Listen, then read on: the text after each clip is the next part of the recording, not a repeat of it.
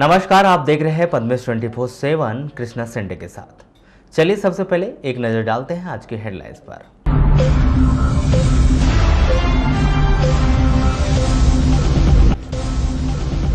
जिले की 67 रेत खदानों का हुआ 34 करोड़ रुपए प्रति वर्ष के हिसाब से 2023 तक का अनुबंध।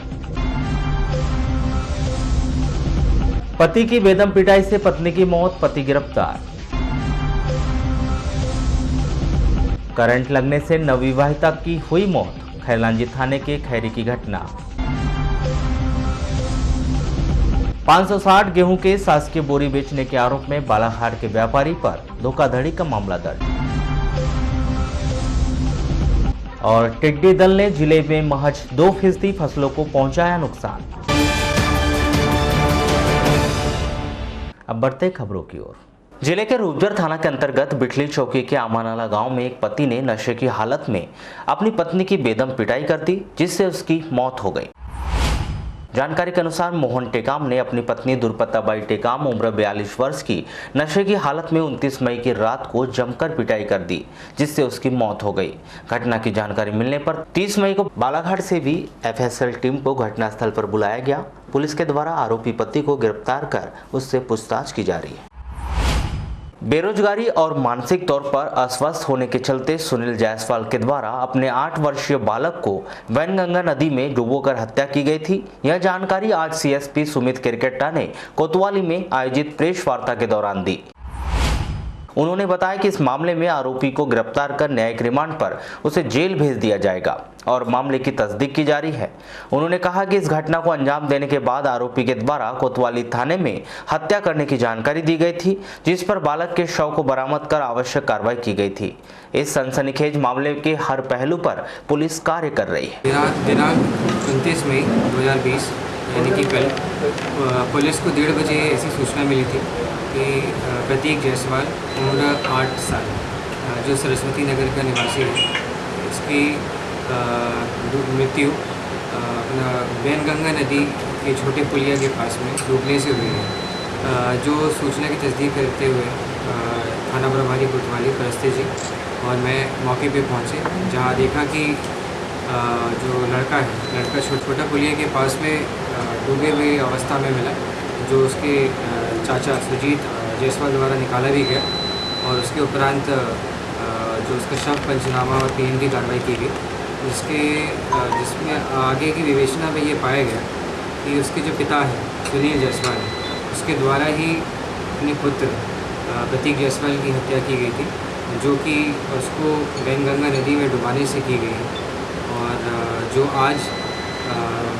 न्यायालय पेश कर उसके लिए रिमांड लिया गया। हाल ही में तुमसर के रास्ते बालाघाट पहुंचे टिड्डी दल के द्वारा वारासिवनी के विभिन्न क्षेत्रों में उत्पात मचाए जाने के बाद कृषि विभाग पूरी तरह से सचेत नजर आ रहा है। कृषि विभाग के वरिष्ठ अधिकारियों की माने तो टिड्डी दल माइग्रेट प्रजाति का होने के कारण फसलों पर आक्रमण नहीं करता, बल्कि बड़े पेड़ों को ही अपना निशाना बनाता है, जिसके कारण वारासिवनी के विभिन्न क्षेत्रों में टिड्डी दल के द्वारा फसलों को नुकसान नहीं पहुंचाया गया है, बल्कि सब्जियों के पौधे को नुकसान पहुंचाया गया और लगभग क्षेत्र में 2% ही फसलों को नुकसान पहुंचा है। इस संदर्भ में कृषि विभाग के उप संचालक CR गौर का क्या कहना है, आइए जानते हैं। जो अभी जो दल आया था चिचोड़ी से हमारे ज़िले में एंटर हुआ और कल शाम को ये बालाघाट जिले से सिवनी जिले में चला भी गया है। ये इसमें टिड्डे की जो लोकस्ट की 4 प्रजातियाँ होती हैं, तो हमारे यहाँ पे जो प्रजाति आई थी ये माइग्रेटेड लोकस्ट शुरू था। और तो इसमें क्या करता है कि ये पौधों पे ज़्यादा, बड़े पौधों पे ज़्यादा बैठता है और उसको ही खाता जाता है। और जनरली उसमें जो 4 प्रकार के पौधे हैं, 4-5 प्रकार के, जैसे कि आजन का है, साज का है, अर्जुन का पौधा है, आम का पौधा है, इसकी पत्तियों को ये ज़्यादा खाता है। वनस्पत जैसे नीम पे ये नहीं बैठेगा, जनरली जो अपना पलाद जो रहता है खाकर उस पर नहीं बैठेगा। और सब्जी पे या फल पे जो अगर बैठता भी है, जो अपने हरी फसल लगी, जैसे गन्ने की फसल लगी थी, कल यहाँ पे तुम्हाड़ी में गन्ने की फसल पे भी बैठा था। सिवनी जिले से 560 बोरी शासकीय गेहूं धोखाधड़ी कर बेचने के आरोप में भीमगढ़ वेयर हाउस के 2 कर्मचारी सहित ट्रक चालक और बालाघाट के एक व्यापारी पर धोखाधड़ी का मामला दर्ज हुआ है। जानकारी के अनुसार 13 मई 2020 को उपार्जन केंद्र भीमगढ़ से 560 बोरी शासकीय गेहूं ट्रक क्रमांक MH35 के 8929 से लोड होकर सोधन डोंगरी के लिए रवाना हुआ, लेकिन वहां पहुंचा नहीं। वहीं वेयर हाउस के कर्मचारियों के द्वारा माल बेचने जाने का शक हुआ। इस मामले पर वेयर हाउस सोधन डोंगरी थाना बंडोल के संचालक सुधीर जैन निवासी महावीर वार्ड के द्वारा रिपोर्ट दर्ज करवाई गई। इसके आधार पर पुलिस के द्वारा 560 बोरी धोखाधड़ी करने के आरोप में वेयर हाउस के कर्मचारी नवदीप सोनी उम्र 30 वर्ष निवासी भैरवगंज सिवनी, संतोष गजबिये उम्र 28 वर्ष निवासी बदलापुर थाना कुरई और ट्रक का वाहन चालक और ट्रक मालिक मल्लू अग्रवाल निवासी बालाघाट के विरुद्ध धारा 406, 407, 420 के तहत अपराध पंजीबद्ध कर विवेचना शुरू कर दी गई। जानकारी के अनुसार आरोपी संतोष गजबिये और नवदीप सोनी को हिरासत में ले लिया गया है। वहीं ट्रक चालक सहित ट्रक मालिक की तलाश की जा रही है। जिला अस्पताल के द्वारा जारी किए गए हेल्थ बुलेटिन के अनुसार शनिवार को 13 संदिग्धों के जांच सैंपल भेजे गए हैं। इस तरह कुल 35 संदिग्धों के जांच सैंपल की रिपोर्ट आना बाकी है। आपको बता दें कि बीते 2 दिनों से जिला अस्पताल के द्वारा भेजे गए जांच सैंपल की रिपोर्ट अभी प्राप्त नहीं हुई है, जिस कारण अब 35 जांच सैंपल का इंतजार किया जा रहा है। कुल आंकड़ों पर नजर डाली जाए तो जिले के भीतर अब तक 519 संदिग्धों के जांच सैंपल भेजे गए हैं, जिसमें से 7 पॉजिटिव है। 451 के जांच सैंपल की रिपोर्ट निगेटिव आई, 26 के जांच सैंपल रिजेक्ट कर दिए गए हैं, तो वहीं 3500 की रिपोर्ट आना अभी बाकी है। मध्य प्रदेश शासन the Madhya Pradesh state mining corporation limited के कार्यपालक निदेशक के द्वारा 30 मई 2020 को बालाघाट जिले की रेत खदानों से रेत के खनन, परिवहन, भंडार एवं व्यापार के लिए राजेश पाठक के समूह से अनुबंध किया गया है। राजेश पाठक के समूह को संपूर्ण बालाघाट जिले की 67 रेत खदानों के 324.697 हेक्टेयर रकबे से रेत खनन, परिवहन, भंडारण एवं व्यापार का अनुबंध किया गया है। यहां अनुबंध 30 जून 2023 तक की अवधि के लिए 34,99,44,441 रुपए प्रति वर्ष की दर से किया गया है। यह राशि प्रति वर्ष 4 समान किस्तों में शासन को भुगतान करना होगा। रेत खनन, परिवहन, भंडारण एवं व्यापार के लिए 30 मई 2020 को अनुबंध किया गया है। कोविड-19 कोरोना की वजह से पिछले 2 माह से खिलाड़ियों को शासन के नियमों का पालन करना पड़ रहा है एवं जिससे हम कोरोना से जंग जीत सके।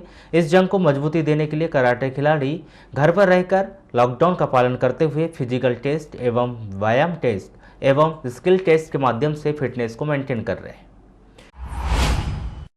30 मई को इसी क्रम में कराटे केंद्र के 10 खिलाड़ियों ने भाग लिया। ऑनलाइन टेस्ट में कुल 7 विधाओं का आयोजन किया गया था, जिसमें काता एवं स्किल टेस्ट एवं फिटनेस का टेस्ट लिया गया। काता विधा में 5 अंक एवं अन्य 6 विधाओं में 3 अंक रखे गए। अंकों के आधार पर खिलाड़ियों को सेमीफाइनल में फाइनल राउंड में चयन हुआ और जिस खिलाड़ियों के अंक 7 फिजिकल टेस्ट और काता में ज़्यादा थे उस खिलाड़ी को प्रथम, द्वितीय एवं तृतीय स्थान प्राप्त हुआ है।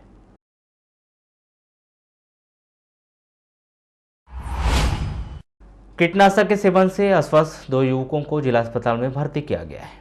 दोनों युवक, जिनमें नीलेश पिता प्रदीप बोरकर 22 वर्ष ग्राम एरवा घाट थाना रामपायली और राजेंद्र पिता नारायण पाचे उम्र 26 ग्राम कुंडा मोहगांव थाना हट्टा निवासी है। 30 मई को 11 बजे नीलेश ने पारिवारिक विवाद में मानसिक तनाव में आकर घर में रखी हुई जहरीली वस्तु का सेवन कर लिया, जिस पर उसे परिजनों ने देखा और नीलेश को जिला अस्पताल आकर भर्ती कराया।